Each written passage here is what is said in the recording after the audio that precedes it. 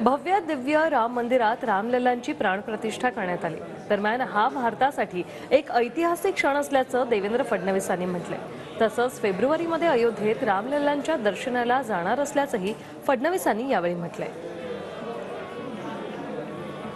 माझ्याकरता हा अतिशय भावनिक अशा प्रकारचा दिवस आहे, कारण ज्या क्षणाकरता संघर्ष केला, ज्या क्षणाकरता 20व्या वर्षी जेलमध्ये गेलो, 6 डिसेंबर 1992ला ढाचा खाली आला आणि मंदिर तिथेच तयार झालं।